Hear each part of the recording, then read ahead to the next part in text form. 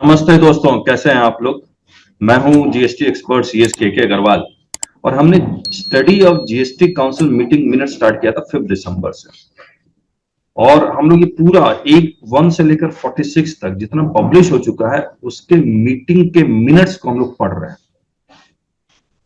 और इसकी live zoom में पढ़ रहे थे। और इसमें पढ़ क्यों रहे थे, क्योंकि बहुत सारे प्रोविजंस ऐसे हैं जिसका इंटरप्रिटेशन मिनट्स पढ़ के ही पता लगेगा। सेक्शन 16 सबसेक्शन 4 का कॉन्स्टिट्यूशनल वैलिडिटी चैलेंज हुआ है। मिनट्स पढ़ के ही पता लगेगा कि उसका क्या रीजन था सेक्शन 16 सबसेक्शन 4 लाने का। 151 power to call for statistics था, अब उसको अमेंड करके power to call for information कर दिया। उसका क्या मायने है, क्या वाकई में स्टैटिस्टिक्स अब भी है या इंफॉर्मेशन ही है।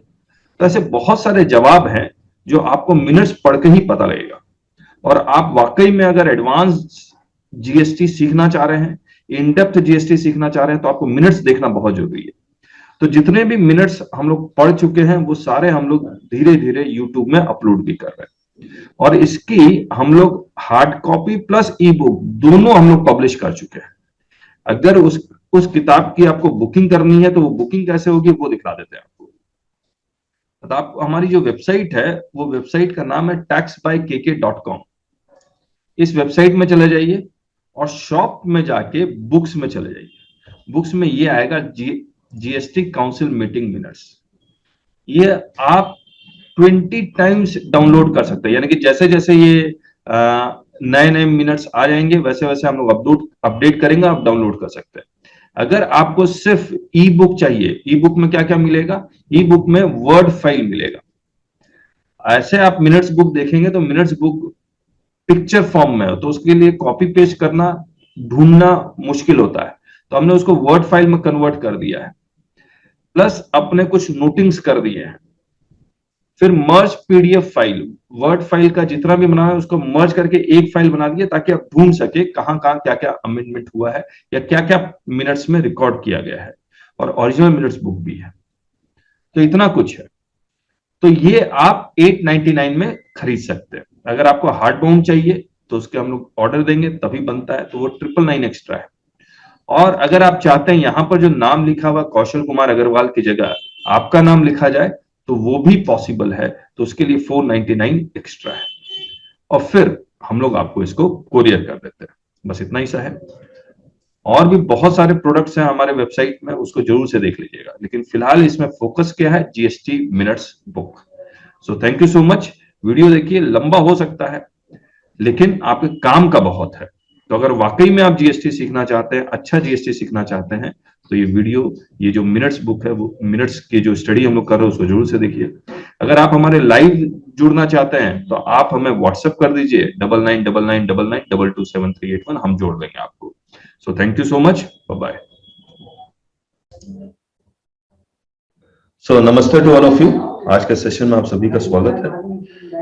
और हम लोग 14 तक कर चुके हैं, 15th करते हैं। अब देखिए, मैंने आपको बताया था 15, 16, 17 इसमें रेट्स ऑफ टैक्स ही ज्यादा डिस्कस किया हुआ है। तो 3 जून 2017 आप समझ लीजिए 22 June was the appointed day and 1 July से इंप्लीमेंट हो गया था। और बहुत सारे नोटिफिकेशन, जो रेट्स के नोटिफिकेशन है, आप देखिएगा, याद कीजिएगा, 28 जून 2017 को आए हैं और इफेक्टिव कब से है, 1 जुलाई 2017 से। तो इसमें जो एजेंडा आइटम अगर आप देखेंगे तो applicability of GST on supply of electricity, जो हम लोग पहले भी डिस्कस कर चुके हैं। Notifying provisions relating to composition levy, notifying provisions related to appointment of officers, notifying provisions related to registration versus e-way bill। तो e-way bill तो नहीं आया था लेकिन रजिस्ट्रेशन के सारे कुछ हो चुका था। तो इसमें कुछ खास है नहीं इसमें। तो ये आप देखेंगे सारा हैंड टूल्स, नॉन इलेक्ट्रिसिटी, ये सब में गुरमाला, कर्मी, सवाल, गुनिया, ये सब पे रेट्स ऑफ टैक्स वो लोग डिसाइड कर रहे हैं पूरे मीटिंग में। और एक जगह हमने कहीं येलो किया, मैं वो दिखला देता हूं, रेस्टोरेंट्स का।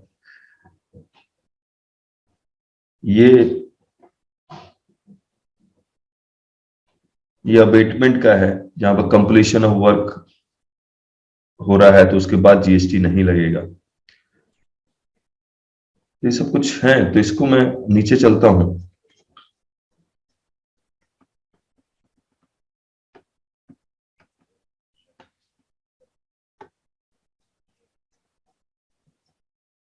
बीडी का,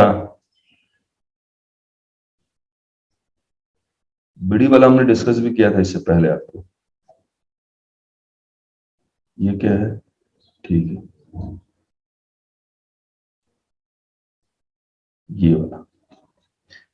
अच्छा, एक बात बताइए, एडमिनिस्ट्रेशन ऑफ एक्ट में कितने सेक्शन है एडमिनिस्ट्रेशन के?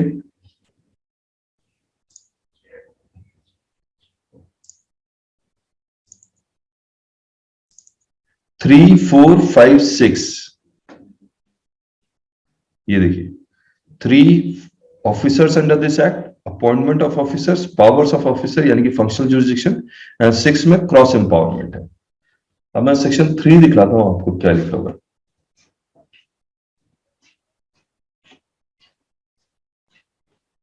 Officers under this act, the government shall by notification appoint the following classes of officers for the purposes of this act। तो ये कौन अपॉइंट कर रहा है? गवर्नमेंट अपॉइंट कर रही है। कहां तक? असिस्टेंट कमिश्नर तक। सुपरिटेंडेंट, इंस्पेक्टर या और सबको कौन अपॉइंट करेगा? तो उसके लिए सेक्शन 4 में आता है, द बोर्ड यानी कि सीबीआईसी में in addition to the officers as appointed by the government under section 3, इनके अलावा बाकी कोई अगर ऑफिसर को अपॉइंट करना है तो वो सेक्शन 4 में सीबीआईसी अपॉइंट करेगी। तो सुपरिटेंडेंट और इंस्पेक्टर ये बोर्ड अपॉइंट कर रहा है। इनका पावर्स बोर्ड डिसाइड कर रहा है कि किस ऑफिसर का क्या पावर होगा। तो इसमें यही लिखा हुआ है, notifying provisions related to appointment of officers, section 4 of the CGST act empowered the board यानी कि CBIC to appoint officers as it may think fit in addition to the officers notified by the government under section 3। फिर section 5 के बारे में लिखा हुआ है, section 5 of the CGST act provided for powers of the officer, यानी कौन assessment कर सकता है, कौन एसएमटी 10 इश्यू कर सकता है, कौन डीआरसी 01 इश्यू कर सकता है। 73, 74 का जो लेयर्स बनाया हुआ 20 लाख का सुपरिटेंडेंट, 22 1 करोड़ या 2 crore assistant commissioner, deputy commissioner, वो लेयर सब, ये सब लेयर जो बनाया गया है वो सेक्शन 5 में बनाया गया है। Section 3 of the IGST Act provided that board might appoint such central tax officer as it thought fit for exercising the powers under the IGST Act. He stated that 3, 4, 5 of CGST Act and Section 3 of the IGST Act were required to be notified so that officers could be appointed under the CGST Act and the IGST Act.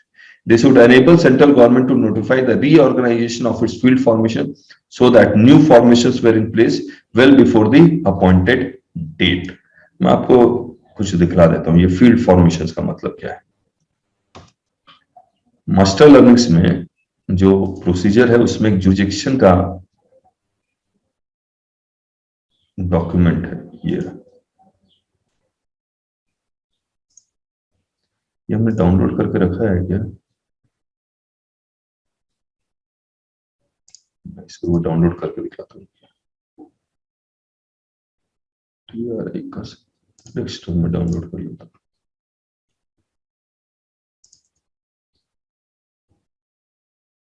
अब देखिए, इन्होंने जो notification निकाला 19 जून 2017 को, यहां पर in exercise of the powers of 3 read with 5 ये सारे ऑफिसर्स अपॉइंट हुए, इसमें ऑडिट के, अपील के वगैरह वगैरह भी ऑफिसर अपॉइंट हुए हैं।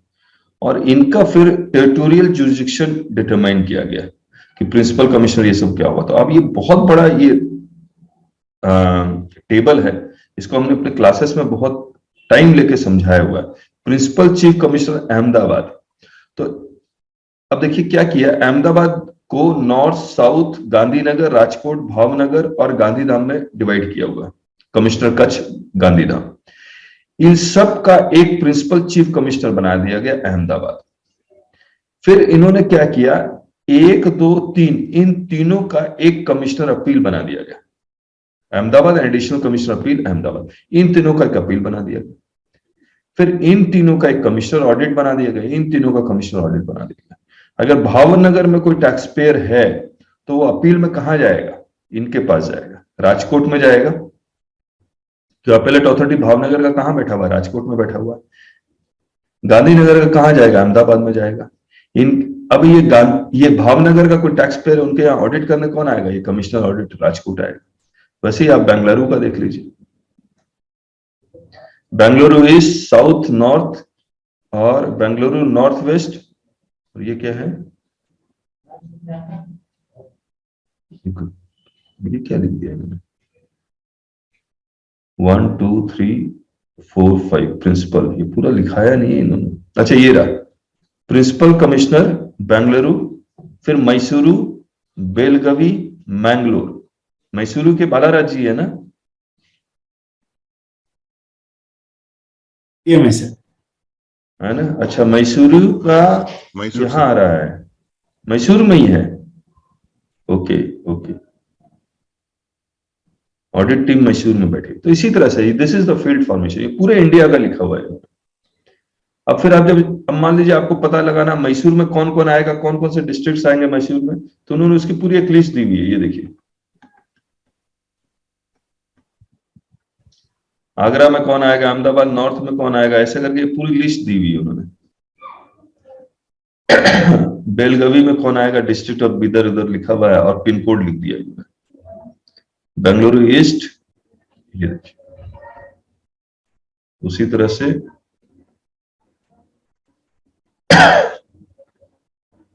मैंगलोर का, मेरठ, बालाराज जी आप समझ सकते हैं कौन कौन से area in the revenue district Mysuru, Mandya, Chamraj Nagar. Sir pin code wise pin code wise है। तो आपको कोई नया टैक्स पेयर आ गया, बोला सर, तो उससे आप सिंपली पिन कोड पूछ लीजिए, इस फाइल में जाके कंट्रोल एफ दबा के वो पिन कोड डाल दीजिए। Okay sir, okay. तो अपने आप पता लग जाएगा। जैसे मैं देखता हूं अपना,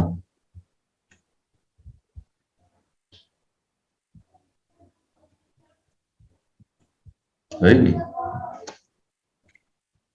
बोकारो, ये रहा। यहाँ पिन कोड क्यों नहीं दिया? अच्छा कुछ जगह पिन कोड दिया, कुछ जगह नहीं दिया। ठीक है, कोई बात नहीं। तो this was the meaning of field formation जो लिख रहे थे। ठीक है, तो this was the 15th GST council meeting. मैं 16th में आता हूं। 16th में अगेन रेट्स ज्यादा है, मैंने ये लोग किया हुआ, मैं वहां रुक जाऊंगा।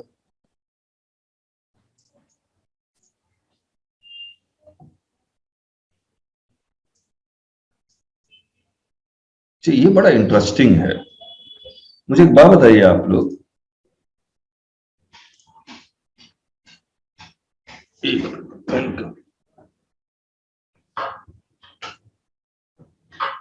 आप लोग जो एंट्री करते हैं टैली में, उसके बाद डिलीट उलीट भी करते हैं या अल्टर करते हैं या नहीं करते? डिपेंड सर, डिपेंड करते ही हैं जी, ज्यादा या कम हो सकता है, लेकिन करते तो हैं। मान लीजिए आपने टैली में कोई एंट्री की, उसके बाद उस टैली की एंट्री को डिलीट कर दिया और एक न्यू एंट्री कर दी। अब मैं ये देखना चाहता हूं कि ये न्यू एंट्री से पहले कौन सी एंट्री की हुई है, तो मैं देख पाऊंगा जी। आपने एक बार डिलीट मारा, फिर आपको लगा नहीं टैक्स अभी भी बढ़ रहा है, दूसरा डिलीट मारते हैं, फिर तीसरा मारते हैं, फिर चौथा, फिर एक आखिरी में आपने एक नई एंट्री डाल दी। तो आपने इससे पहले 10 बार डिलीट और अल्टर किया था, उसका पूरा मुझे ट्रेल चाहिए। Is it possible?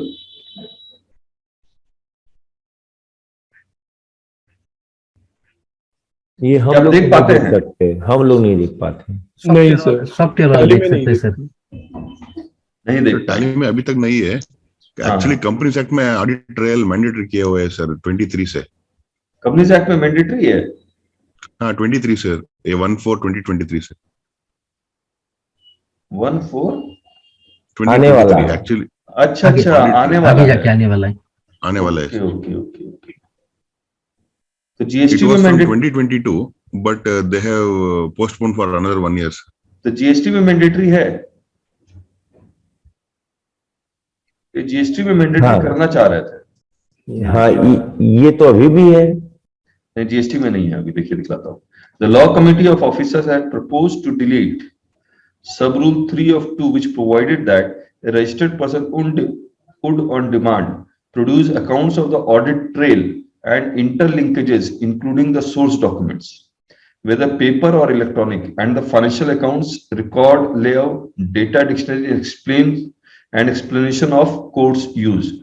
However, during the meeting of officers of the central government and the state government on 1st June 2017, the consensus was that this provision should not be deleted and should be kept in modified form to facilitate access to documents of the taxpayers.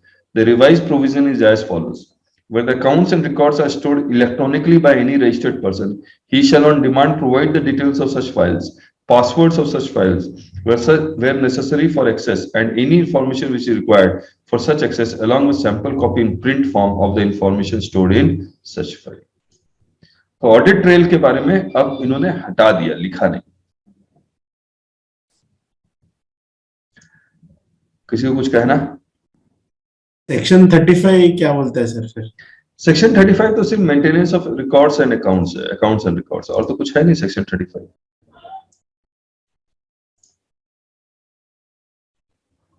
Maintain करते हैं वही as per law देना पड़ेगा ना? हाँ, वो तो बस आप ये कह रहे हैं कि इलेक्ट्रॉनिकली मेंटेन कर रहे हैं तो आप मुझे पासवर्ड ये सब दे दीजिएगा, लेकिन उससे ऑडिट ट्रेल डिमांड नहीं कर सकते। इससे पहले क्या था, उससे पहले क्या था, accounts and other records. Every registered person shall keep and maintain at his principal place of business a true and correct account of this, बस। और ये ऑडिट ट्रेल सॉफ्टवेयर में इनबिल्ट होना चाहिए तभी पॉसिबल है, वरना पॉसिबल नहीं।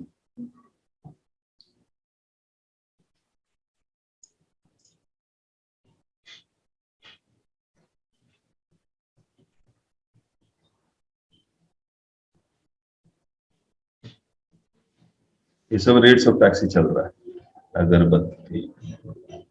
मेहनत तो किया है लोग ने, है ना? ऐसा लगता है हम ही लोग मेहनत कर रहे हैं, लेकिन गवर्नमेंट मेहनत करती। असल में सर जीएसटी में कुछ ज्यादा ही मेहनत कर दी इन लोगों ने। एक बोल रहे आप।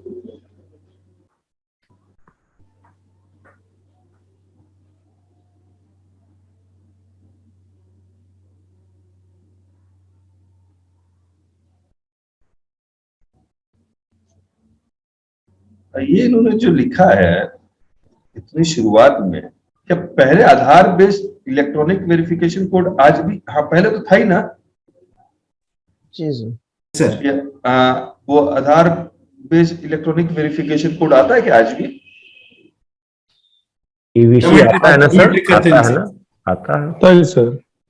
नहीं, जैसे ईमेल दिया आपने तो ईमेल वेरीफाई करने के लिए कोड भेज दिया, फोन नंबर दिया तो फोन नंबर वेरीफाई करने के लिए कोड भेज दिया। नहीं, कोड नहीं भेज दिया। वो करते क्या है कि जो आधार ऑथेंटिकेशन जो इन्होंने अब रजिस्ट्रेशन में डाल रखा है, हाँ, जब आप उसको वेरीफाई करेंगे तो आपके पूरे आधार का एक पेज सामने दिखाई देगा, डिस्प्ले। हाँ हाँ, तो आज के डेट में है, पहले तो नहीं आज था। के डेट में है, पहले तो नहीं था, पहले नहीं था, बीच में आया, अभी चल रहा है।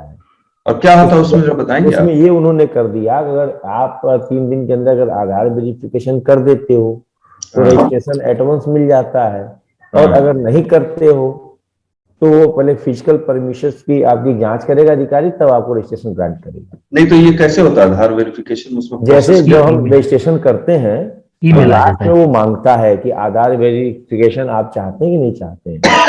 ओके, फिर यदि आपने यस कर दिया और सबमिट कर दिया तो आपने जो ईमेल डाल रखा है रजिस्ट्रेशन में, उसके ऊपर एक आपको एक लिंक आएगा। उस नहीं, लिंक आधार वेरिफिकेशन हो कैसे रहा है ये बताइए, प्रोसेस क्या है? मैं वही बता रहा हूँ। जब मेल पे एक लिंक आएगा, जब मेल पे लिंक आएगा तो उसमें आप अपना आधार नंबर भरेंगे, और आधार बनवाते वक्त जो आपने मोबाइल नंबर उसमें इनबिल्ड किया उसके ऊपर एक ओटीपी जाएगी। अच्छा, तो वो जो ही वेरीफाई करेंगे आपके आधार का पहला फर्स्ट पेज सामने आ जाएगा, डिस्प्ले हो जाता है। ओके ओके ओके, आधार का ही पेज, आधार का पेज खुल जाता है। हाँ जी, लिंक आता है सर ईमेल पे। हाँ, फिर उसको रजिस्ट्रेशन के टाइम का लिंक। ओके,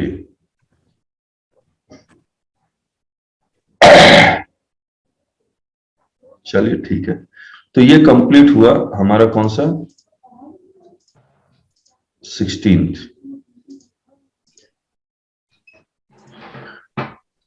17th, 18 जून 2017। जून में कितनी मीटिंग कर ली?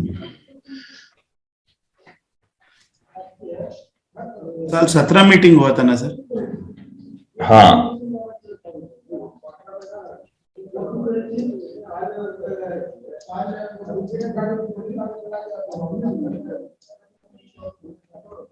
चलिए इसे छोड़ देते हैं।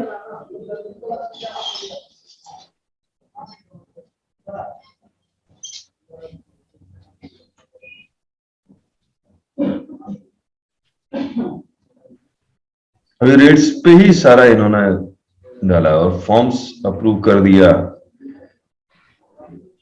इसमें मतलब कोई खास डिस्कशन है नहीं। Anti profiting rules, increase turnover limit for composition levy to special category states,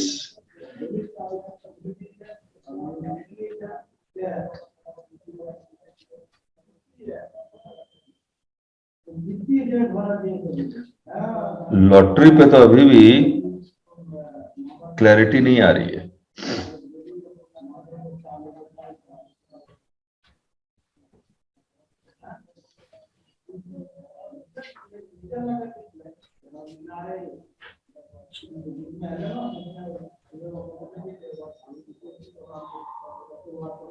याद रहेगा, एक इश्यू डिस्कस करेंगे आपके साथ, गवर्नमेंट स्टैट्यूटरी लेवाइज का। इसमें कुछ भी नहीं है, 17 में कुछ भी नहीं है। इसको हम 18 देखता हूं।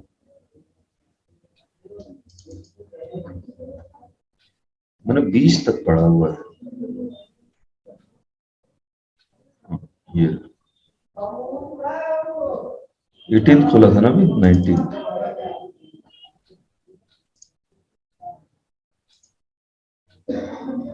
नहीं, 18 खोलूंगा।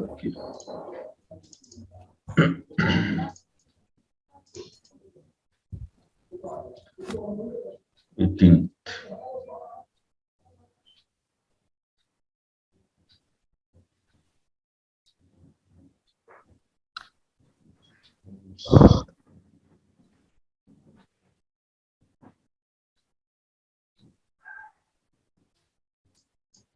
ये बता देते हैं आपको, ये हाई सी सेल्स होता क्या है।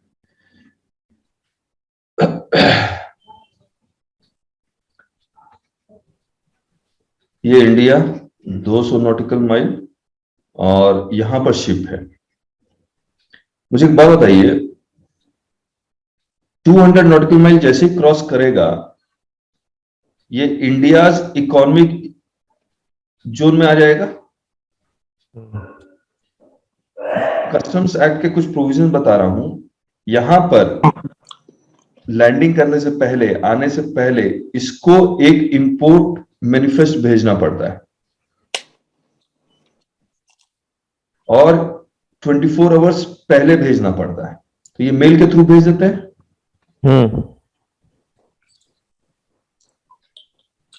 फिर इसको शायद परमिशन मिलती है या कुछ मिलती है। अगर ये लाइन क्रॉस कर जाते हैं तो इसके बाद कस्टम कह रहा हूं, नेवी के लोग इसको रोक सकते हैं। ठीक बात है। और जब ये 12 नॉटिकल माइल के अंदर आ जाते हैं तो कोस्टल गार्ड्स आ जाते हैं और उस स्टेट की पुलिस भी के साथ आ जाते हैं। ठीक है, बियॉन्ड नहीं। इसका जो एवरेज स्पीड होता है, ये समझ लीजिए शिप का 18 to 20 नॉटिकल माइल होता है। इसका मतलब यहां से यहां पहुंचने में इसको 20 आवर्स लगेंगे, 20 आवर्स to 24 आवर्स।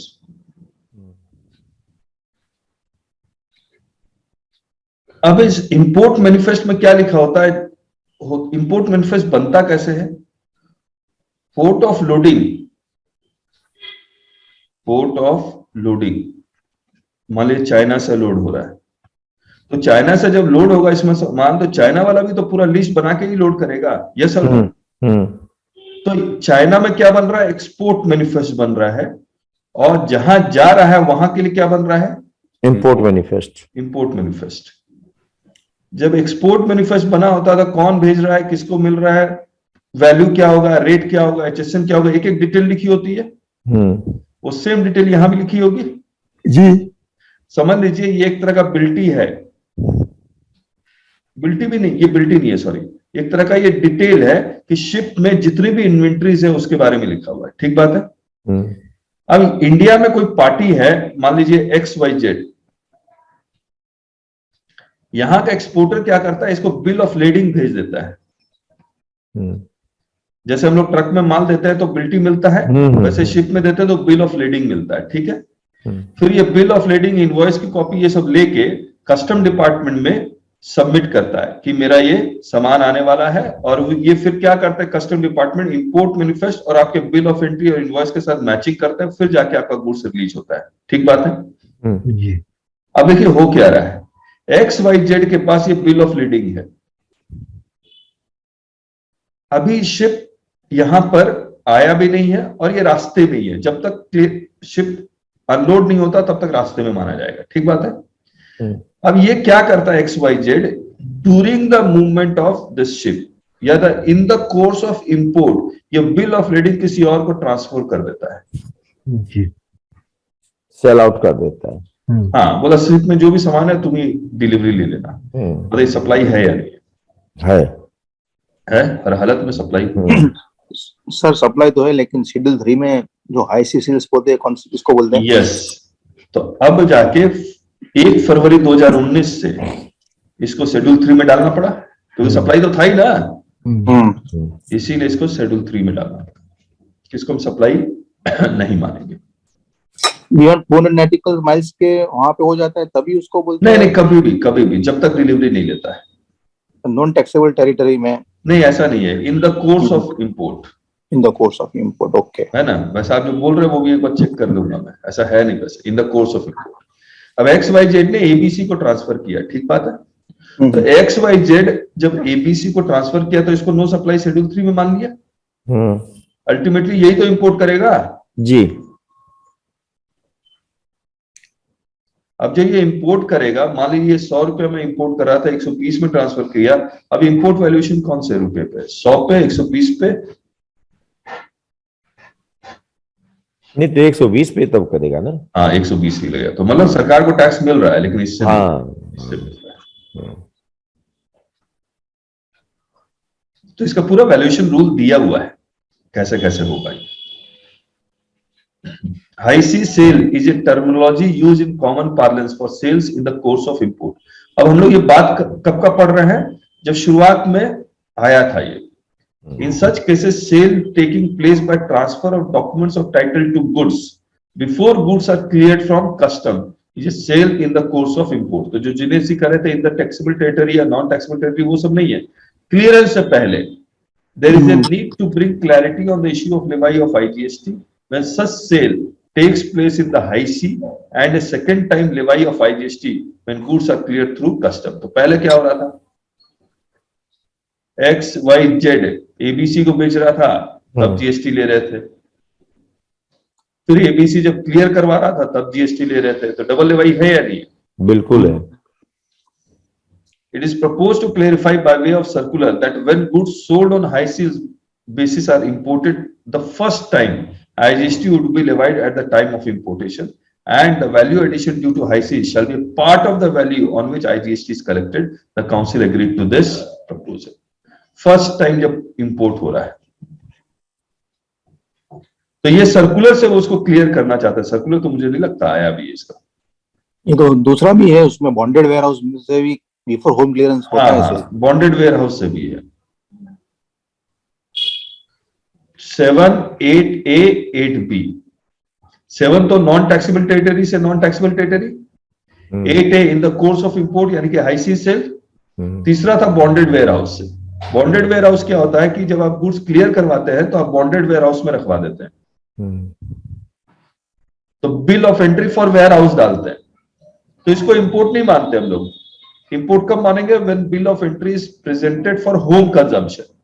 जी तो जब यहां से क्लियर कोई भी करवाएगा, मान ले मैंने XYZ ने गुड्स लेके आया, बॉन्डेड वेयर हाउस में डाल दिया, बॉन्डेड वेयर हाउस से बॉन्डेड वेयर हाउस में ABC को बेच दिया, नो जीएसटी, ABC ने AR को बेच दिया, no GST, bonded warehouse से क्लियर नहीं करवा रहा, तो बॉन्डेड वेयर हाउस के अंदर ही अंदर गुड्स बिकते जा रहा है by transfer of documents of title. जो भी कोई बिल ऑफ एंट्री जमा करवाएगा फॉर होम कंजम्पशन, तब जाके जीएसटी लगेगा।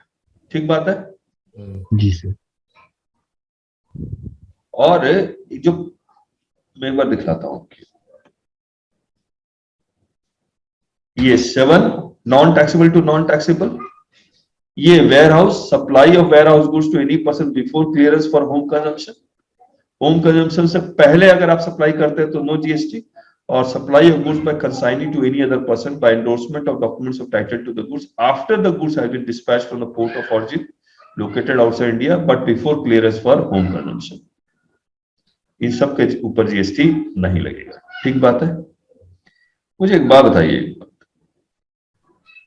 ये तो इन्होंने कर दिया, अच्छी बात भी है, दिल्ली से महाराष्ट्र गुड्स जा रहा है, 10 लाख का गुड्स है, ऑब्वियसली आपने ई-वे बिल बनाया होगा, और महाराष्ट्र की जो पार्टी है उसको आपने बेचा। अब रास्ते में यहाँ, और अच्छा, अब बिल्टी किसके पास है? दिल्ली वाले के पास होगा। नहीं, महाराष्ट्र के पास, इसने कुरियर कर दिया होगा, तभी तो डिलीवरी लिखा। हाँ बराबर। अब महाराष्ट्र वाला चाह रहा है कि ये रास्ते में गुड्स है, मैं गुजरात को भेज दूं।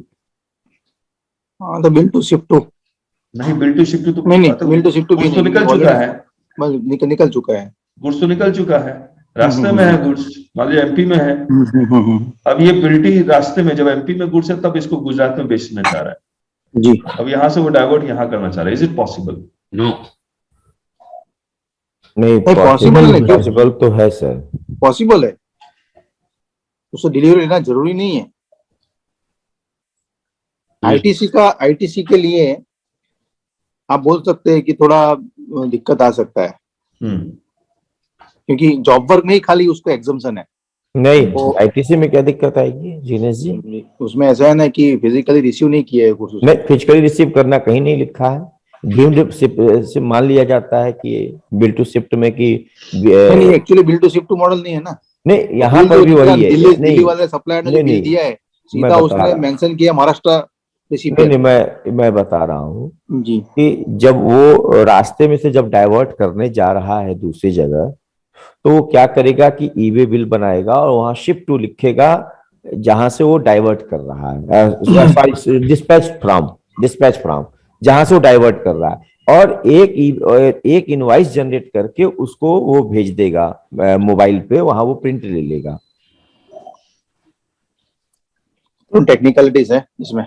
नहीं, कोई टेक्निकल बेस नहीं, इस पे केस भी है और जीते हुए हैं। अच्छा, ये तो बहुत रिसेंट का केस बता रहा हूँ। बाकी लोग क्या ओपिनियन? देखिए, आईटीसी ये समय चैलेंज नहीं आएगा, ई-वे बिल में बहुत बड़ा चैलेंज है। क्यों मैं बता रहा हूं आपको, जब आपने पार्ट ए बिल बनाया था, पार्ट ए ई-वे बिल, तब पार्ट ए बिल में आपने क्या बनाया था कि सप्लायर का नाम दिल्ली लिखा था, रिसिपिएंट महाराष्ट्र लिखा था, जी ship to, bill to, dispatch from का कोई कॉन्सेप्ट नहीं था। ये डायरेक्ट दिल्ली से महाराष्ट्र जा रहा है, कोई दिक्कत इसमें? अब MP में आ गया, अब ये गुड्स डाइवर्ट हो रहा है। Can you change part A in the middle of the journey? Sir, नया ही बनाएंगे ना फिर ई-वे बिल। कैसे बनेगा? यहां से डिस्पैच फ्रॉम, जहां जिस जगह से डाइवर्ट कर रहे हैं, सौदा जहां तय हो गया, कौन बनाएगा? ये कोई बना सकता है, कोई बना सकता है। मतलब ये गुजरात वाला है, सॉरी महाराष्ट्र वाला बनाएगा। अच्छा, महाराष्ट्र वाला बनाएगा, तो मतलब ये ई-वे बिल कैंसिल करना पड़ेगा? हाँ, वो ऑटो कैंसिल टर्मिनेट हो गया, जो ही नया बनेगा गुड्स वही डाइवर्ट हो रहा है। एक मिनट, टर्मिनेट कैसे कर रहा है जब गुड्स तो महाराष्ट्र जाना था? नहीं, महाराष्ट्र जाना था, कैसे टर्मिनेट कर रहे हैं? इसलिए टर्मिनेट कर दे रहे हैं कि जब उसका सौदा हो गया और वो मूव वहीं से कर रहा है, गुड्स वही है, सब कुछ वही है। नहीं नहीं नहीं नहीं, आप कर ही नहीं पाएंगे। क्यों? क्यों? सीएसटी में इन द कोर्स ऑफ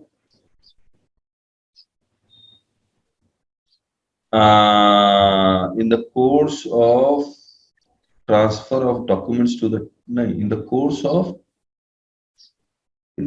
कुछ लिखा हुआ था, एग्जैक्ट लैंग्वेज मुझे याद नहीं आ रही है। इन the course of title of document, उसमें टाइटल चेंज करना था, जहाँ पे एलआर के ऊपर एंडोर्स करके सेकंड सेल कर सकता था, सीएसटी एक्ट में था सर। हाँ, transfer of document in the course of movement of goods, in the course of movement of goods from one state to another state, ये था। वन स्टेट रहेगा या sir one supply to another supply? हाँ, movement of goods from one place to another place, transit sale बोलते थे उसको, transit sale. तो transit sale का कोई भी कॉन्सेप्ट जीएसटी में है ही नहीं। और आपको याद होगा वॉल्यूम 1 की क्लास में हमने आपको ये बात ट्रांजिट सेल की बताई थी और इसका यूट्यूब में वीडियो भी डाला था। आप मास्टर लर्निंग में जाके देखेंगे, मिल जाएगा, यूट्यूब में सर्च करेंगे तो भी मिल जाएगा। तो दिस इज द केस, ये पॉसिबल नहीं है। ट्रांजिट सेल एक्सपोर्ट इंपोर्ट के लिए तो है, यहां नहीं है, क्योंकि मिड वे आप ई वे बिल चेंज ही नहीं कर सकते, पॉसिबल ही नहीं है। यहाँ पे सिर्फ facility sir bill to ship को दिया था, लेकिन फर्दर इसमें सेल करना है तो नहीं दिया है सर उसको, ये पॉसिबल नहीं है सर। हाँ, ये पॉसिबल है। तो ये हो गया, एक कोर्ट का आदेश है सर, मैं आपको दूंगा इसका, दिखाइएगा कोर्ट का आदेश। अब मुझे तो नहीं लगता कोर्ट का कोई भी आदेश आया है। हरिद्वार से उसने चेंज किया और अलाउ हुआ। दिखाइएगा, ये रहेगा तो बाद में डिस्कस भी करेंगे राजेश सर। 19 थी डिस्कस कर रहे थे हम लोग अभी ना। 18 कर रहा ना सर, 18 कर रहे थे। अच्छा, 18 कर रहे थे, हम 19 कर लेते हैं।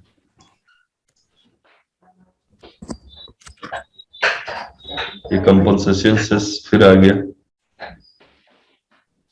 19 हो गया, इसमें है ही नहीं, 4-5 पेज का।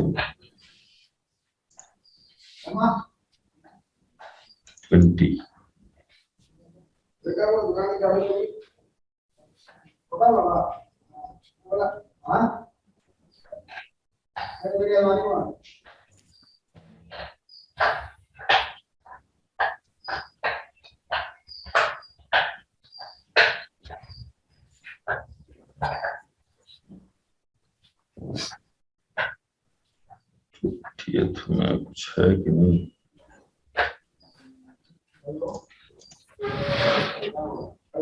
तो हिंड्रेंस ऑफ ट्रेड हो गया ना वो, तो अगर डिलीवरी कंपल्सरी लेना पड़ेगा महाराष्ट्र में। हाँ, फ्री मूवमेंट तो हुआ ही नहीं इसमें, तो नहीं हुआ, है ही नहीं। ट्रांजिट सेल है क्या, बताइए आप। नहीं नहीं है बिल्कुल सर, आपने जो बोले वर्ड्स तो है ही नहीं, किसी जगह पे मिलते ही नहीं ऐसे। हाँ, है ही नहीं। इन the course of movement of goods,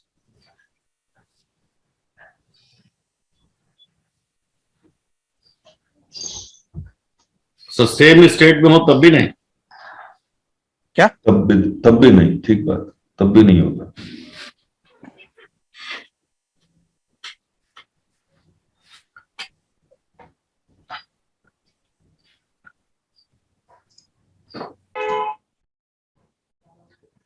ये जो एजेंडा आइटम है, cost petroleum, GST on profit petroleum and clarification on cost petroleum, ये है क्या? फिर हम लोग पढ़ते हैं। अच्छा, एक बात बताइए, ये जो जितना भी ऑयल एक्सप्लोरेशन हो रहा है, ये beyond 12 nautical mile and up to 200 nautical mile में हो रहा है? Yes. जी सर जी। किसका एरिया है ये किसका एरिया है? Centre union territory. सेंटर का है, यूनियन टेरिटरी है। अदर टेरिटरी में जाके आप रजिस्ट्रेशन लेते हैं। हाँ तो यहाँ पर ओएनजीसी भी होगी, रिलायंस भी होगी, कोई फॉरेन की कंपनीज भी होगी जहां जो ऑयल एक्सप्लोरेशन कर रही है, ठीक बात है। Yes sir. यहाँ पर ऑयल एक्सप्लोरेशन के लिए, समुद्र के इलाके में ऑयल एक्सप्लोरेशन के लिए गवर्नमेंट इनको राइट देगी। जैसे टेलीकम्युनिकेशन राइट देने के लिए ऑक्शन करती है, वैसे इसके लिए भी ऑक्शन करेगी या नहीं करेगी? बिल्कुल करेगी। अब देखिए होता क्या है, तो गवर्नमेंट या तो लमसम अमाउंट ले लेगी कि 10,000 करोड़ दे दो और जो करना करो, या फिर government profit sharing contract enter करती है। प्रॉफिट शेयरिंग कॉन्ट्रैक्ट, अब ये है क्या? मान लीजिए Reliance plus government of India, Reliance ने अप्लाई किया, गवर्नमेंट ऑफ इंडिया ने प्रॉफिट शेयरिंग कॉन्ट्रैक्ट एंटर किया। क्या लिखा हुआ उस कॉन्ट्रैक्ट में कि मान लीजिए cost of exploration 100 plus value addition है मान लीजिए 20, तो प्रॉफिट कितना हो गया? 20%। 20 हो गया। अब गवर्नमेंट कह रही है इस 20 का 5% मुझे दे देना, 1 रुपी। 1 रुपी। तो क्या ये 1 रुपी is the royalty paid for exploration और 1 रुपी पे इस पे जीएसटी लगना चाहिए? 1 रुपीज पे जीएसटी लगना चाहिए। अगर रॉयल्टी मान रहे हैं तो लगेगा। नहीं, रॉयल्टी मान सकते हैं या नहीं मान सकते, तो सबसे बड़ा सवाल तो यही हो गया। देखिए, जब ठेका उसने दिया एक्सप्लोरेशन का, तो उस समय भी तो उसने वो चार्ज लिया? नहीं लिया ना, सीधे प्रॉफिट शेयरिंग कॉन्ट्रैक्ट किया। तो फिर तो रॉयल्टी मानना चाहिए। अच्छा, देखिए क्या क्या व्यू पॉइंट लिखा हुआ है। तो Reliance plus government of India दोनों ने एक एग्रीमेंट किया, प्रॉफिट शेयरिंग एग्रीमेंट किया, तो ये तो एओपी है। बराबर। Association of person. यस। और अगर एसोसिएशन ऑफ पर्सन है, ये एक दूसरे को कोई सर्विस प्रोवाइड कर रहे हैं तो उस पर तो जीएसटी लगेगा ही नहीं। समझ में आ रहा है आपको? एक व्यू पॉइंट ये है। फिर बोला कि अगर रॉयल्टी मांगते हैं तो उसको एग्जाम करना चाहिए। अगर मतलब इसको सप्लाई मांग लिया तो एग्जाम कर लेंगे। इसके बाद वो कह रहा है कि आर्टिकल 297 का भी हवाला दे रहे हैं कि आर्टिकल 297 में लिखा हुआ कि माइनिंग का राइट्स या पेट्रोलियम का राइट्स पर टैक्स लगाने का अधिकार सिर्फ सेंटर का है। अगर आप जीएसटी लगाएंगे तो एसजीएसटी भी लग रहा है, वो कैसे अधिकार आएगा? यहाँ पर सर एक तो गवर्नमेंट पार्टी है, एक नॉन गवर्नमेंट पार्टी है। हाँ। तो नॉन गवर्नमेंट पार्टी को छूट कैसी? अच्छा, पढ़ते हैं। To explain this agenda item, Oilfield Regulation and Development Act (ORO) Act provided that the holder of mining lease shall pay royalty in respect of any mineral oil mined, quarried, or collected by him from the lease area at the specified rates. He stated that production sharing contract provided for payment of predetermined share of profit petroleum to the government as a condition for grant of mining lease. Predetermined share of profit petroleum मतलब कि आपका profit petroleum हम इतना percent मान लेंगे cost of petroleum के basis पे। He explained that profit petroleum was the value of petroleum produced by the oil exploration company in a year minus the cost of petroleum, जो मैंने value addition लिखा था, that is total cost of exploration, development and production during the year. He explained that like royalty, profit share paid to the government by oil exploration companies for acquiring the right to explore and exploit mineral oils was a payment for service and liable to GST on reverse charge basis, and the proposal was to exempt this tax. He stated that in the overall scheme laid down by the government for oil and natural gas exploration and production sector under new exploration licensing policy, treating government share of profit petroleum as a cost and levying GST on it appeared to be not proper and appeared to be a tax on profit, and it was proposed to be exempt. On the subject of cost petroleum, he explained that the portion of the value of petroleum which the contractor was entitled to take in a year for recovery of contract cost petroleum मतलब cost of exploration जो मैंने 100 रुपया लिखा था, was entitled to take in a year for recovery of contract cost was called cost petroleum, and stated that cost petroleum was not a consideration for service to the government and was not taxable per se. तो 100 रुपया पे तो tax obviously नहीं लग रहा।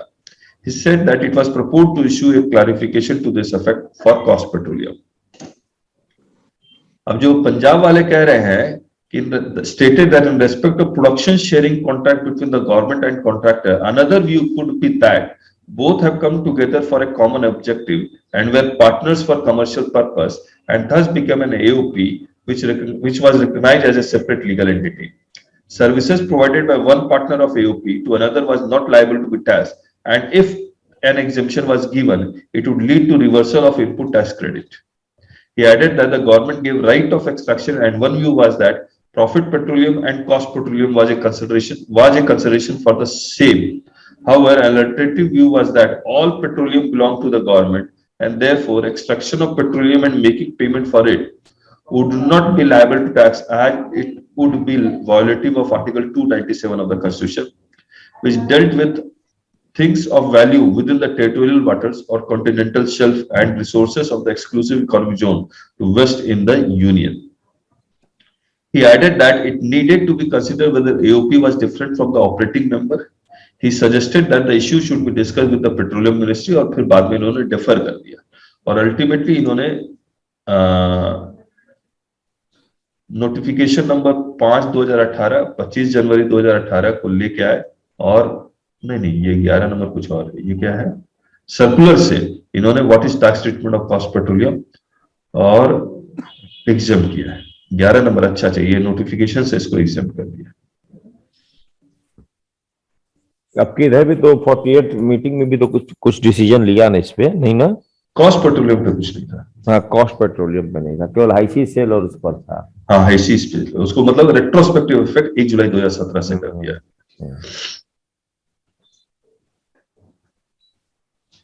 ये बड़ा interesting है, बाप रे।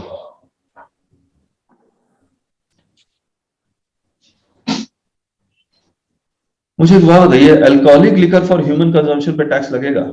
जीएसटी लगेगा? नहीं। क्यों नहीं लगेगा? मैं बोल क्या रहा हूं, जरा समझिएगा। Alcoholic liquor for human consumption out of GST है ना, ह्यूमन कंजम्पशन कॉन्स्टिट्यूशन ने बाहर किया हुआ है। हाँ यस सर, ठीक है। अब मुझे एक बात बताइए, ये जो IMFL इंपोर्टेड क्या लिखा हुआ है, FL फॉरेन लिकर करके है। हाँ, जब ये इंपोर्ट करते हैं फॉरेन लिकर, बाहर से जो इंपोर्ट करते हैं, तो ये कंसंट्रेटेड फॉर्म में इंपोर्ट करते हैं, मतलब रॉ मटेरियल रॉ फॉर्म में? नहीं कंसंट्रेटेड नहीं, ये क्या है कि एक शीशी से एक ड्रम बना लीजिए। हाँ, मान लीजिए ड्रम इंपोर्ट कर लिया, और ये कंसंट्रेटेड होता है, इसमें फिर कुछ मिक्स करते हैं तब जाके वो बनता है। अच्छा अच्छा, इससे बहुत ज्यादा मतलब बल्क में तैयार हो जाएगा। हाँ, मतलब बहुत गाढ़ा द्रव्य है, और इसको यस पानी में घोल दीजिए तो बहुत ज्यादा हो जाएगा। हाँ, अच्छा ठीक है। अब is it suitable for human consumption? सीधा नहीं लग सकता ना, नहीं, सीधा नहीं लग सकता। ह्यूमन कंजप्शन नहीं है, सुटेबल फॉर ह्यूमन कंजप्शन नहीं है ये। तो क्या इसके ऊपर जीएसटी लगेगा? हाँ बिल्कुल, तब लगेगा, बिल्कुल लगेगा सर। तो यही डिस्कशन चल रहा है, बड़ा इंटरेस्टिंग है मन। Introducing this agenda item, the secretary stated that on the subject of levy of GST on extra neutral alcohol, rectified spirits supplied for manufacture of alcoholic liquor for human consumption, there was a difference of opinion regarding the constitutional power of taxation on such goods.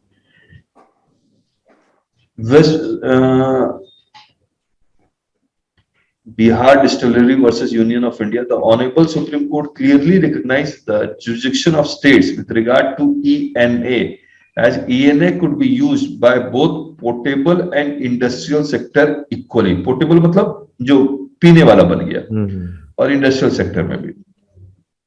It also recognized that without the control of the state, the ENA or rectified spirit meant for industrial sector, if not denatured, यानी कि उसमें कुछ ऐसी चीज मिला दे कि पीने लायक ना रहे, और denatured मतलब ऐसी चीज मिला दे कि पीने लायक बन जाए, could easily be diverted illegally to the potable sector. On the other hand, view of the central government was that Bihar Distillery case of 97 was of a division bench of Supreme Court, यानी कि दो जज बैठे थे, where the essential question of law to be decided was regarding regulation of industries engaged in manufacture of alcoholic liquors. As against this, there was a 7-judge constitution bench of the Supreme Court in the case of synthetic and chemical, etc., had observed as under. The expression alcoholic liquor for human consumption was meant and still means that liquor which, as it is as it is, जैसा है वैसा, is consumable in the sense capable of being taken by human beings as such as beverages of drinks. Hence, the expression under entry 84 list 1 must be understood in this light. ये important है, as it is. As it is कहाँ है वो? ये रहा। हाँ वही कह रहा हूँ, हाँ, as it वो is as it इस्तेमाल is ही नहीं होता। यस, वो as it is नहीं है। CBC further explained that the Honorable Supreme Court had observed that ethyl alcohol is not alcoholic liquor for human consumption, but can be used as raw material input after processing and substantial dilution in the production of whiskey, gin, country liquor, etc. From the ratio of this judgment, it follows that ENA was not outside the ambit of GST, and therefore GST could be levied on supply of ENA and not only on denatured ethyl alcohol. In fact, unless exempted, supply of ENA was liable to a tax 453 of the schedule. 453 क्या है? ये residual entry है 453, क्योंकि ऐसा तो कहीं ऊपर में तो लिखा हुआ नहीं है, तो ये रेसिडुअल एंट्री है। मुझे इसलिए याद है ये 453 क्योंकि अभी मैंने केस किया ही है वो कस्टम्स वाला, तो मैंने पूरा जीएसटी के रेट ऑफ गुड्स, कस्टम्स के सारा HSN, उसके सारे क्लासिफिकेशन, इंटरप्रिटेशन बहुत पढ़ाई की मैंने इसके लिए। तो of the schedule 3 of GST, this he pointed out that demand of ENA for potable purpose was more than 1,000 million liters valued at about 6,000 crore, और 18% के बेसिस पे 1100 करोड़ का रेवेन्यू लूज करेंगे अगर नहीं लगाते। The secretary suggested that the council could consider recommending to presently exempt GST on supply of ENA for manufacture of alcoholic liquor for human consumption, and to seek legal opinion regarding taxation jurisdiction of the center and states on alcohol under the amended constitution review of the GST. The Honorable Minister from West Bengal wanted to know whether in pre-GST regime, central excise duty was levied on ENA. He stated that ENA was used for homeopathy industry and production of potable alcohol. He stated that as potable alcohol was outside GST, ENA that was used for making potable alcohol was also outside GST and therefore outside the purview of the council. He stated that only industrial alcohol for use in chemicals and in homeopathy was under GST. He urged that what was not in GST today, that is potable ENA, should not be recommended to be exempted from tax by the council. He suggested potable ENA should be kept out of any discussion in the council. State GST का मामला था ना, state tax, state excise था ना वो, तो alcohol consumption. अब ENA as it is नहीं पिया जा सकता है, इसलिए वो कह रहे जीएसटी लगाओ, एग्जाम मत करो। अब देखिए, stated that in pre-GST regime there was no central excise duty on ENA and there was a central excise duty only on denatured ethyl alcohol. अब देखिए कह ही रहे हैं कि प्री जीएसटी रिजर्व में तो एक्साइज लगा ही नहीं, यानी कि सेंटर एक्साइज ड्यूटी नहीं लगा पाया। तो अगर सेंटर एक्साइज ड्यूटी नहीं लगा पाया, इसका मतलब वो मान रहे वो स्टेट का हिस्सा है। बराबर। He pointed out that what was outside the GST was alcoholic liquor for human consumption, and the issue to be decided was whether ENA supplied for use in the manufacture of potable alcohol was potable alcohol and thus could be considered to be outside GST. और इस ENA को हम suitable for human consumption मान लें तो GST के बाहर आ जाएगा और स्टेट एक्साइज हो जाएगा। हाँ, स्टेट एक्साइज हो जाएगा। He referred to the judgments of Honorable Supreme Court as mentioned above and expressed that two-judge bench judgment of the Honorable Supreme Court could not possibly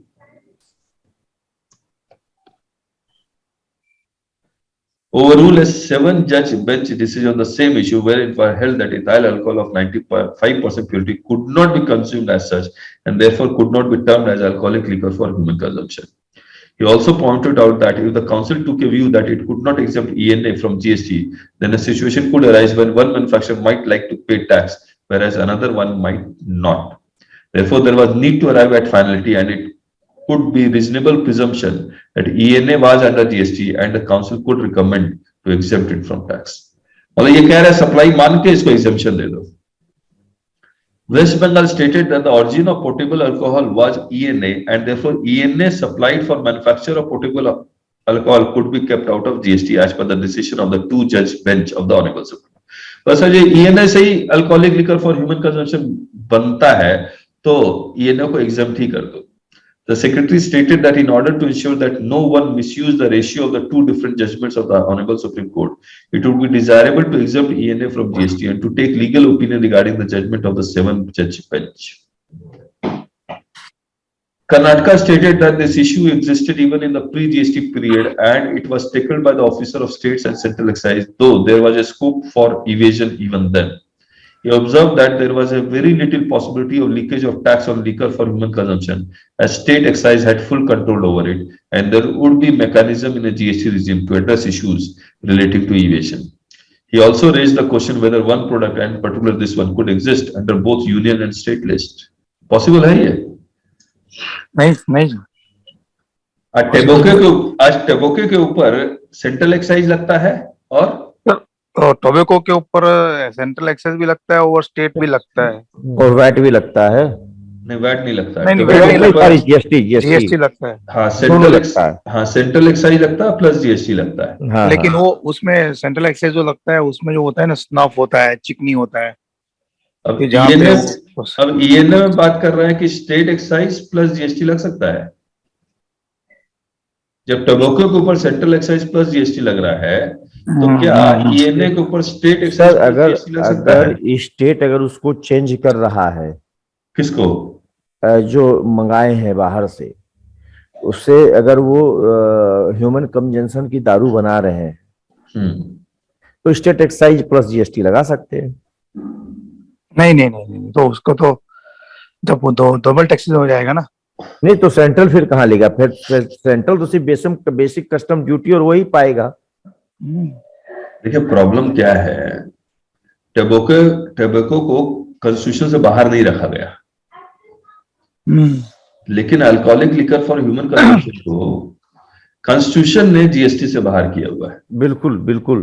तो स्टेट एक्साइज को power तो है ना sir. तो इस ENA के ऊपर किसी भी हालत में जीएसटी लगाना तो बहुत मुश्किल है. नहीं जीएसटी नहीं लगाएगा, बट स्टेट एक्साइज और वैट तो लगता ही है. सुनिए वो तो लगता है ना. अरे देखिए पूरा चीज दिमाग में होना चाहिए. हाँ. या तो ईएनए को हम माने कि alcoholic liquor for human consumption, या तो यस या नो. अगर इसको alcoholic liquor for human consumption मान लेता है कोर्ट, जो 7-जज सुप्रीम कोर्ट है जजमेंट, तब तो इसमें जब भी लगेगा स्टेट एक्साइज लगेगा. परफेक्ट. और अगर alcoholic liquor for human consumption नहीं मानते हैं तो जब भी लगेगा जीएसटी लगेगा. एक ही लगता है. हाँ दोनों तो किसी हालत में नहीं लगेगा. हाँ उसके लिए तो पास कराना पड़ेगा. चलिए जजमेंट अभी तक आया नहीं है सर, ऐसा है? नहीं जजमेंट तो बहुत पुराना है. ऐसा जजमेंट तो दे दिया ना. ईएनए एज इट इज नहीं पिया जा सकता. ये जजमेंट है. ईएनए एज इट इज नहीं पिया जा सकता है, इसीलिए वो जीएसटी के alcoholic liquor for human consumption नहीं है. हाँ तो जीएसटी लगेगा. अब जीएसटी लग जाए. अच्छा एक बात बताइए, जीएसटी लग गया मान लीजिए जी, इससे बना क्या alcoholic liquor for human consumption? Yes sir. ये इसका क्रेडिट ले पाएगा मैन्युफैक्चरर? नहीं सर. तो एग्जाम्प्ट ही कर दो ना. वही डिस्कस कर रहे हैं. यस.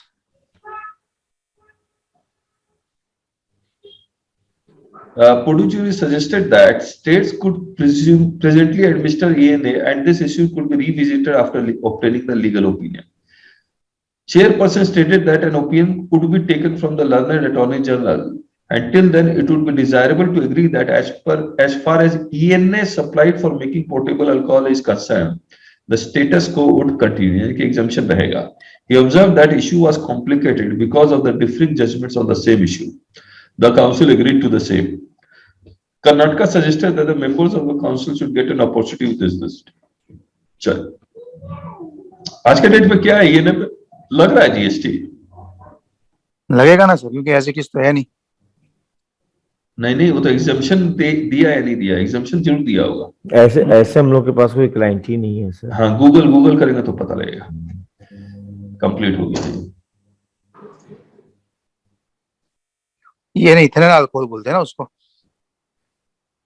इथाइल अल्कोहल है ये ना. ये है एक्स्ट्रा न्यूट्रल अल्कोहल.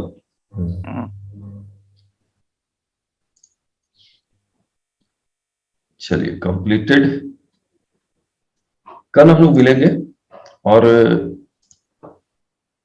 एक्सप्लोसिव, जैसे किरासन तेल बेचता है या पेट्रोल बेच रहा है, उनको किरासन पे जीएसटी है या नहीं है? किसके बाद? किरासन तेल के ऊपर जीएसटी है क्या? अरे मिट्टी का तेल, घासलेट। हाँ हाँ हाँ, केरोसिन पे तो नहीं है ना सर। है जीएसटी है उस पर। नहीं, वो तो डीजल पेट्रोल पे ही एक्सटोल किया है। हाँ, किरासन पे जीएसटी है। और अब ये किरासन बेचने के लिए उनको एक्सप्लोसिव के लिए गवर्नमेंट से एक एक्सप्लोसिव लाइसेंस लेना पड़ता है, उस पर जीएसटी लगेगा या नहीं लगेगा।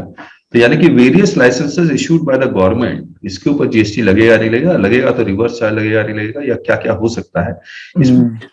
इस पे हमने बहुत रिसर्च किया क्योंकि ओपिनियन आया था मेरे पास। सर वो कॉन्स्टिट्यूशनली जो फंक्शनिंग करते हैं, हाँ जैसे कि भाई लाइसेंस देना उनका कॉन्स्टिट्यूशनल फंक्शन है, हाँ, तो वो सर्विसेज शेड्यूल 3 में चला जाएगा ना, गवर्नमेंट को लाइसेंसिंग देना वो सब वगैरह। नहीं ना, ऐसा? अच्छा अच्छा अच्छा। ये कहाँ लिखा हुआ है? ऐसा तो कहीं नहीं लिखा हुआ। अच्छा, वो मतलब जो पंचायत में होता है, गवर्नमेंट, सेंट्रल गवर्नमेंट होता है, स्टेट गवर्नमेंट में होता नहीं, है। पंचायत और म्युनिसिपैलिटी की तो कहानी अलग है, वो तो बाय नोटिफिकेशन नो सप्लाई है। हेलो तो सर। कॉन्स्टिट्यूशनल पावर्स, अच्छा अच्छा अच्छा, समझ गया मैं। हाँ सर एक छोटा क्वेश्चन पूछना था जीएसटी का सर। हाँ जॉब वर्क के लिए जो टेक्सटाइल जॉब वर्क हो रहा है वहां पे 5% है सर जीएसटी। हाँ हाँ तो अगर कोई जॉब वर्कर कहीं से जॉब वर्क के लिए लेता है और वो फर्दर उसको सब कॉन्ट्रैक्ट करता है और किसी जॉब वर्कर को देता है, हाँ, तो जो सेकंड जॉब वर्कर उसको जो रेट लगाएगा वो वो 5% सेम लगाएगा, लगाएगा, 5% सेम लगाएगा सर। सेम है। लेकिन वो प्रूफ करना पड़ेगा ना सर कि वो जॉब वर्क ही है, क्योंकि फिर उसके लिए उसको वो ITC4 फाइल करना पड़ेगा। देखिए, burden of proof is always on department except ITC. अच्छा, ये दिमाग में रखिए। नहीं मेरा क्वेश्चन था सर, सर, एक जॉब ये वर्कर रेट- वो rate- further rate- sub contract कर रहा है। हाँ हाँ, वो तो ठीक है, 5% ही लगेगा। असल में उसी चालान को वो इंडोर्स करके उसको तक भेज रहा है ना, वो आगे नहीं, तो नहीं, प्रूफ क्या हो करता गया। है? नहीं सर, कैसा वो डिलीवरी पूरा अपने यहाँ पे ले रहा है और फिर हाँ, वो हाँ। सर्टेन गुड्स वो और किसी को दे रहा है। तो ठीक है, सर्टेन गुड्स अगर उसी में से कुछ और दे रहा है तो अलग से वो डिलीवरी चालान बना के उसको भेज देगा। नहीं सर, भेज तो देगा, लेकिन ITC04 वो जॉब वर्कर को भी फाइल करना नहीं पड़ेगा। नहीं नहीं नहीं नहीं नहीं नहीं नहीं, नहीं। प्रिंसिपल ही फाइल करता है जॉब पर, हम्म। ITC04। प्रिंसिपल ही लेकिन फाइल यहाँ करेगा तो हाँ, उस जॉब वर्कर के बिहाफ पे। जॉब ठीक है। वर्कर को करना पड़ेगा सर, क्योंकि वो भी तो सब नहीं। कॉन्ट्रैक्ट दे रहा है सामने दूसरे को। नहीं उसका नहीं नहीं, वो वो ओनर फिर नहीं है ना, दोबारा नहीं देगा। He is not owner of the goods. अच्छा अमित जी हाँ, यस यस, ये ठीक बोला जी, वही डेफिनेशन में पढ़ाने वाला था। ठीक है, is not the owner of the goods, correct. जी एनी सर, जी ट्रीटमेंट और process applied on another goods, उसको जॉब, तो ये तो पहले से बोल के रखा प्रिंसिपल की है, जिम्मेदारी है। ठीक है, प्रिंसिपल की जिम्मेदारी। करेक्ट उसको goods dispatch for job worker, goods receive for job work आता है, करेक्ट।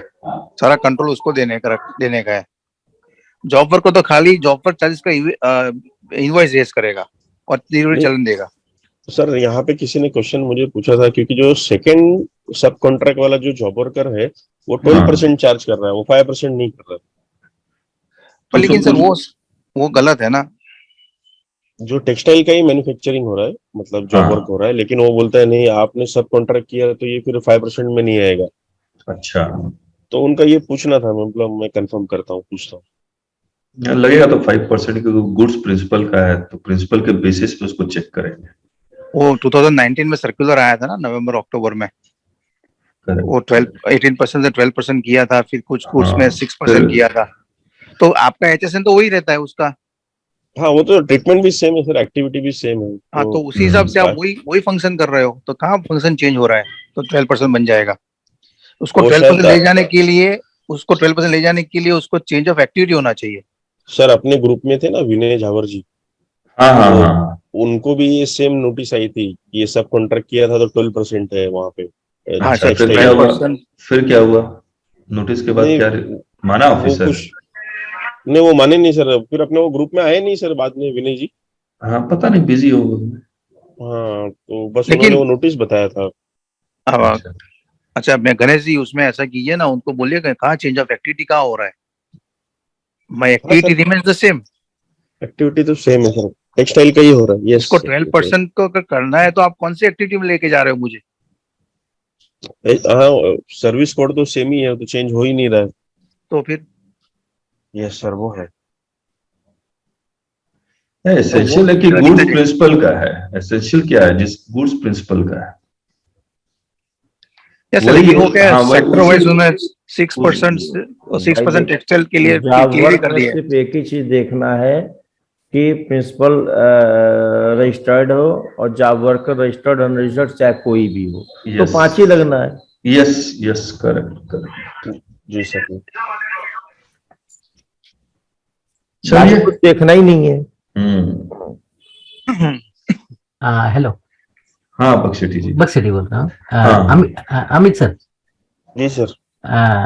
और जिनेश सर, जी। एक टैक्स ऑडिट का पूछने का था। अमित सर से डिस्कस हुआ था एक बार। सर थोड़ा नोटिंग करेंगे जरा? मैं नोटिंग करूँ? हाँ, छोटा एकदम। रिकॉर्डिंग चालू रखना है? नहीं रखेंगे तो अच्छा, मतलब ऐसे दिक्कत नहीं है। ऐसे क्लाइंट का नाम मत लीजिए ना बस। बोलिए। कहिए। जीएसटी नंबर सस्पेंड हुआ है। हाँ, ओके, फिर? अभी भी टर्नओवर कर रहे हैं। अच्छा, सप्लाई चल रहा है? हाँ, बुक्स में तो है उसका। कैंसिल नहीं हुआ है ना? कैंसिल नहीं हुआ है। ठीक है, सस्पेंशन में सप्लाई कर रहा है, आउटवर्ड सप्लाई कर रहा है। हाँ, ठीक है। 21-22 का वो टैक्स ऑडिट करके बोल रहा है। मैंने थोड़ा मतलब एक मिनट, 21-22 का कौन बोल रहा है टैक्स ऑडिट करने के लिए? क्लाइंट, मतलब कंटिन्यू टैक्स ऑडिट में ही है पहले से। मैं स्टैट्यूटरी ऑडिटर हूँ। ऑडिट करो करके बोलते हैं, लेकिन मैंने थोड़े ना किया था। अमित सर से डिस्कस हुआ था इसके बारे में। नहीं मुझे समझ में नहीं आ रही। टैक्स ऑडिट इनकम टैक्स में? हाँ जी, हाँ जी, हाँ जी, हाँ जी। Yes sir. कितना टर्नओवर है? 4 करोड़ है। अच्छा, क्लाइंट आपको कह रहा है कि इसका ऑडिट कीजिए? हाँ जी, हाँ जी। बोलिए बोलिए सर। हाँ बोलिए फिर।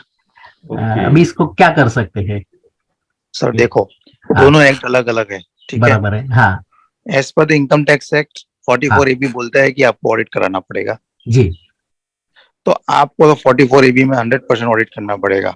हाँ हाँ हाँ सवाल जो है वो जीएसटी वाला रहेगा। जी सप्लाई तो किया है तो मतलब उसने टैक्स तो लेके रखा ही होगा, खाली डिपॉजिट नहीं किया होगा गवर्नमेंट में। जी, बराबर है। ठीक है, जब उसका रेगुलराइज हो जाएगा नंबर तो उसको करना ही पड़ेगा। हाँ हाँ ऑडिट तो हर हाल में करना पड़ेगा। हाँ हाँ हाँ। यही क्वेश्चन है ना आपका? लेकिन हाँ, मैं इनकम को क्या दिखाऊं उधर? सर्विस प्रोवाइडर है। सर्विस प्रोवाइडर है तो क्या है, income from business and profession आएगा।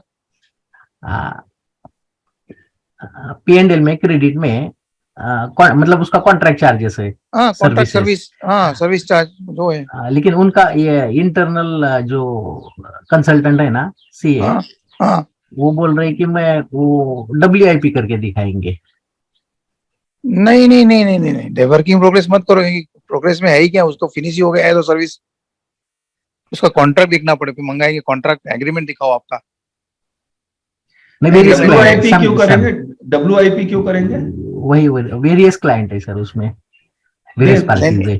वेरियस पार्टीज भले रहेगी, लेकिन उसका एक इंटरवल पे तो अगर बिलिंग रेस किया है तब WIP हो सकता है, तब एडवांस में दिखा सकते हैं आप, समझो। लेकिन सस्पेंड में वो इनवॉइस रेस कर सकता है सर। अगर उसने सस्पेंड में इनवॉइस रेस नहीं किया है तो WIP तो आ ही नहीं अपने सकता, को एडवांस दिक्कत में नहीं आना जाएगा। मांगता है सर। हाँ? तो एडवांसेस में दिखाना पड़ेगा आपको, और एडवांसेस में सर्विस सेक्टर में जीएसटी लगता ही है। देखिए मैं आपको बता दूं, सबसे पहला सवाल, क्या सस्पेंशन में आपके आउटपुट सप्लाई कर सकते हैं? नहीं, मेरा मानना है यस, हमने डिस्कस किया है। बट टैक्स नहीं कलेक्ट कर सकते ना सर? नहीं, मैंने आपको दिखलाया है ये सब। नहीं, हम लोग को याद है उस चीज को। हाँ, मैं इसके बाद भी ये बात पूछ रहा हूं कि जब सस्पेंड है तो आप टैक्स कैसे कलेक्ट कर सकते हैं?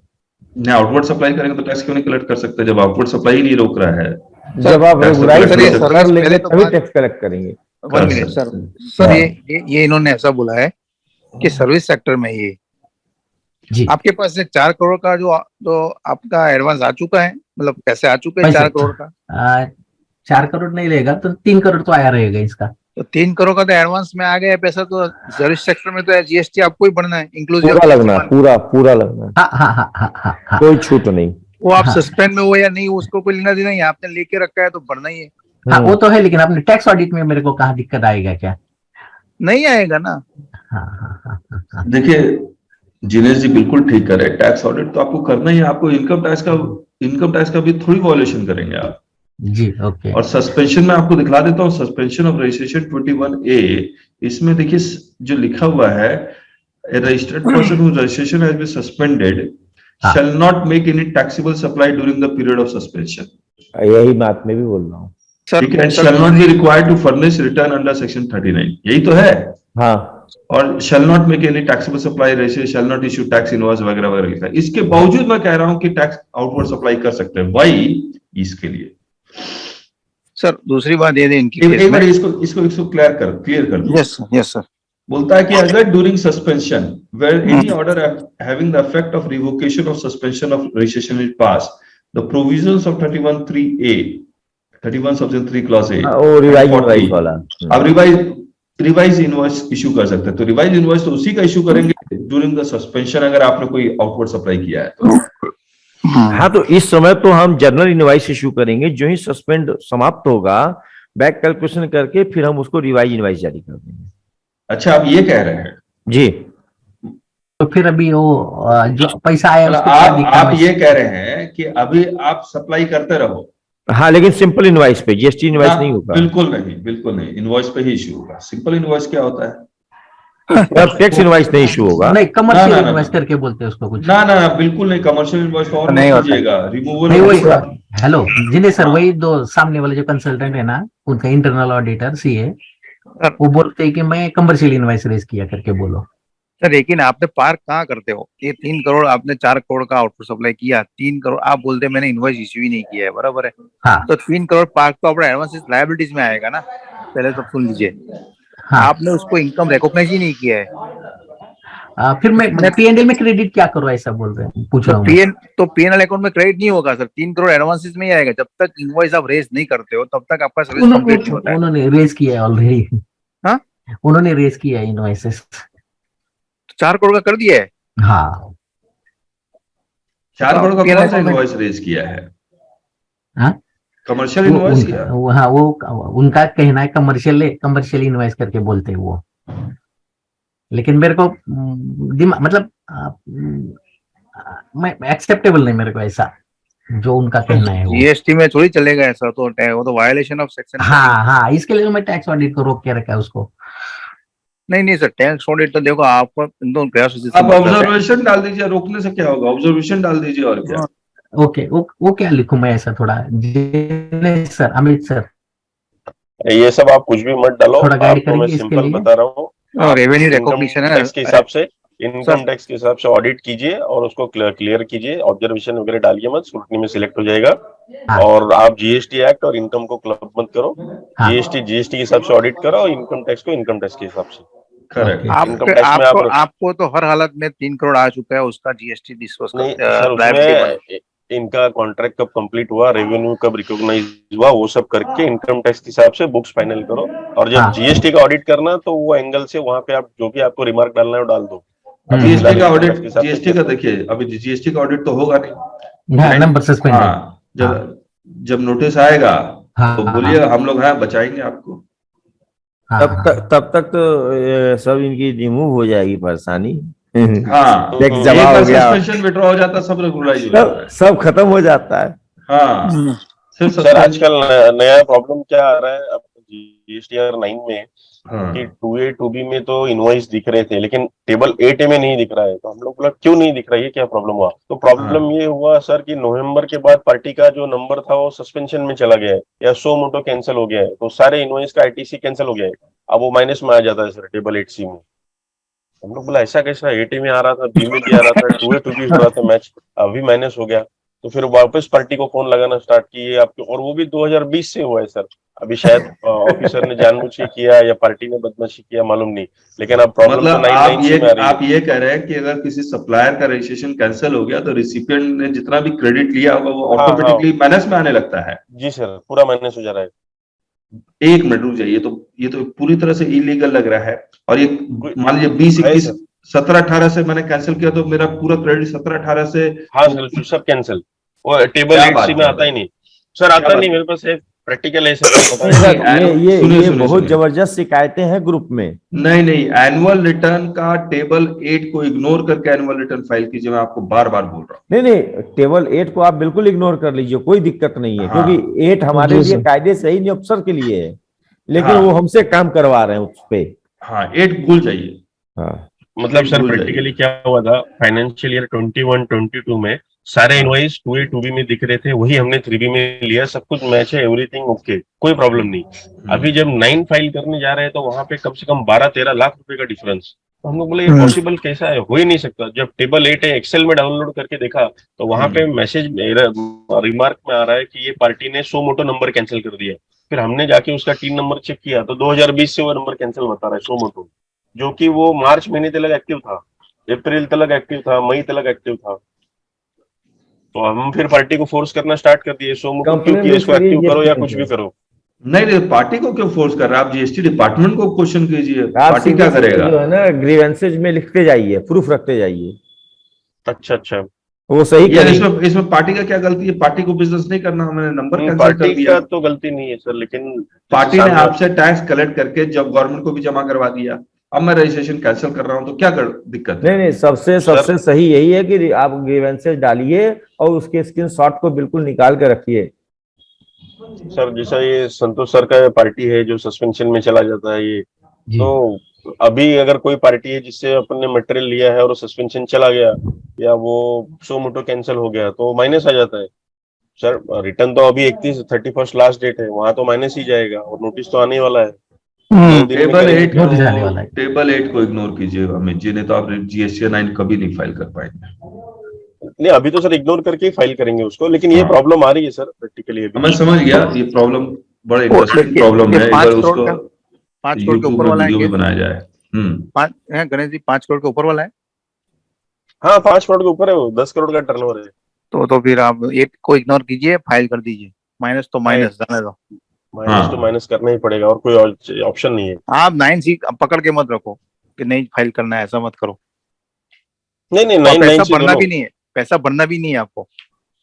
नहीं भरेंगे, बस नोटिस आने दीजिए, पैसा वॉलंटरी कभी मत भरिए सर। 12-13 लाख पार्टी तैयार ही नहीं होगा भरने को, क्यों भरेगा? उसने पैसा दिया है। आपका काम क्या है? 9C फाइल करना है, फाइल कर दो। जो पोजीशन है वो माइनस जा रहा है तो माइनस दिखा दो, आपका काम निपट लो, फिर नोटिस आएगा तब वो देख लो, फाइट कर लेंगे। यस, वही है सर, वही स्टैंड लेके चल रहे हैं। यस चलो फिर यस सर। कल में मेरा एक डाउट था सर। हाँ जी बोलिए सर, अभी संतोष जी का, बख्शेटी सर का तो एक अभी डिस्कस कर रहे थे ना, टैक्सेबल सर्विस नहीं कर सकते। अगर वो एग्जेम्प्टेड होता तो क्या होता, रेटेड होता तो क्या होता, इनवॉइस रेज कर सकते थे? नहीं, देखिए इसमें आउटपुट टैक्सेबल सप्लाई लिखा हुआ है, लेकिन मैं आपको फिर से बता रहा हूँ, अगर सस्पेंड है तो आप आउटपुट टैक्सेबल सप्लाई कर सकते हैं, एग्जाम तो कर ही सकते हैं, इसमें कोई डाउट नहीं। ये यही नहीं रहेगा ना सर? क्या चीज? अभी उसमें रेवेन्यू का यही नहीं रहेगा ना सर? लॉस ऑफ रेवेन्यू का कुछ भी नहीं रहेगा ना? मैं समझा नहीं, लॉस ऑफ रेवेन्यू मतलब? उनका कहना है कि इनवॉइस रेज करने के बाद जो जीएसटी इनको अलग करना है, नहीं करना है, लॉस ऑफ रेवेन्यू। इनवॉइस दे सकते हैं, नहीं दे सकते ना? बिल्कुल दे सकते हैं, प्रॉपर इनवॉइस इशू कीजिए। टैक्स इनवॉइस सस्पेंशन में ये कहना है। यस कीजिए, कोई दिक्कत नहीं। टैक्स इनवॉइस, फिर वो जो कलेक्ट होता है टैक्स, वो उसको डिपॉजिट बाद में करेंगे जब रेगुलर हो जाएगा तब। हाँ, और क्या, तो बाद में डिपॉजिट होगा, या ज्यादा जल्दी है तो DRC 03 से पेमेंट कर दीजिए। तो जो उसको लेके जाएंगे, रेगुलर कर देंगे वो, फिर बाद में। और क्या, जहां से सस्पेंड हुआ है तो उसके बाद का जो भी रिटर्न फाइलिंग बाकी है, पेंडिंग पड़ा है, उसको फाइल कर दीजिए, जाके बोल दीजिए, तो फिर वो रेगुलर कर देते हैं। नहीं, क्यों बोल दीजिए, उनको आने दीजिए नोटिस, हम लोग क्यों बोलेंगे कुछ? नहीं तो सर वो तो क्या है कि अपने को जरूरत होती है तो इसलिए 2 मिनट में जाके खत्म करके आ जाते हैं मामला। हाँ, ठीक बात है। इतना पेंडिंग पड़ा रहा है तो पोर्टल पे भी कोई फॉर्म है जिनेश जी, अगर आप सारा रिटर्न जब फाइल कर दीजिए तो वो फॉर्म भर के सेंड कर दीजिए। जी बिल्कुल बराबर, हाँ बिल्कुल बराबर है। लेकिन क्या होता है, मेरे को भी फॉर्म कौन सा है, अप्रूव नहीं करेंगे सर, वो टाइम लेंगे। नहीं सर, उसमें आप क्या करेंगे, देखो मेरे भी केस हुआ था, मैं चला गया था ये फॉर्म भर के, फिर स्टेट वाला ने बोला कि हमारे पास नहीं, आपको सेंटर में जाना पड़ेगा। तो हमने सेंटर में भी अप्रोच किया, सेंटर वाला बोलता है कि अभी तक मेरे पास विंडो ओपन नहीं है, आप ग्रीवेंस में डाल दो। हमने ग्रीवेंस डाल दिया तो तुरंत हो गया। अच्छा, क्या चीज था सर, क्या चीज का था? यही सस्पेंशन वाला मैटर था। जो सिस्टम ने फाइलें सस्पेंड मेरे कर पास दिया। हैं अभी भी जिनेश जी, सेंट्रल वाले कर ही नहीं पा रहे हैं, उनके पास कह रहे हैं मेरे पास कुछ दिखाई नहीं दे रहा, मैं हाँ करूँ तो वो क्या? ग्रीवेंस करना पड़ेगा सब, मैंने अरे मैं ग्रीवेंस सब किया। कर दिया, वो भी सारे पागल हो गए एकदम। सर मेरा मैंने तो एक हो गया, नंबर मंडे को ही सस्पेंड हुआ, किया है, मेरा परसों ही हुआ। 1 जुलाई 2022 से सर, वो अभी तक सस्पेंड ही है। जो मैंने कैंसिल किया है वो सस्पेंशन में ही है, आज 6-7 महीने हो गए। हाँ तो उसको वैसे उसको छिड़िए भी मत। आपने अप्लाई किया था कैंसिलेशन के लिए ना? जी सर। हाँ, करा लीजिए, सस्पेंड हो गया तो अच्छा है। हाँ। अमित सर नोटिस कुछ आया कि देख लो जरा एक बार। नहीं, नोटिस क्यों आएगा, रिटर्न फाइल नहीं होता ना उसका, ओके ओके। सस्पेंशन में रिटर्न ही नहीं फाइल होता। हाँ हाँ हाँ, रिटर्न फाइल नहीं होता, लेकिन कुछ नोटिस डाला है कि वो देख लेता है एडिशनल नोटिस में। नहीं, काय के लिए आएगा, मैं तो के नंबर कैंसिल किया मेरे एंड से, सो मोटो, अभी बाकी का काम ऑफिसर का है, वो करे, आएगा भी तो हम लिख के नहीं, दे देंगे। नोटिस एडिशनल में देख लो खाली एक बार। चेक कर लेता हूँ। हाँ सर, हाँ सर। चले फिर कल मिले। जी ठीक सर, अच्छा नमस्ते सर। Okay sir. ओके, 7 नमस्ते। बजे है ना सर, 7 o'clock कल से। कल सर 7 यही o'clock अच्छा रहता है करेंगे। टाइम, 7 बजे का बढ़िया टाइम है। ठीक है 7 o'clock। थैंक यू तो सर। मैसेज नहीं आता है, क्लास नहीं रहता है तो मैसेज नहीं आता है। आपको एक मैंने लिंक भेजा था ज्वाइन करने के लिए, अजीत जी को भी भेजा, हाँ सर, वो मैंने कर लिया। कर लिया ना? काडू जी को भी भेज देता हूँ मैं वो लिंक, है ना? ठीक है सर कल है ना क्लास? हाँ है। Okay, bye.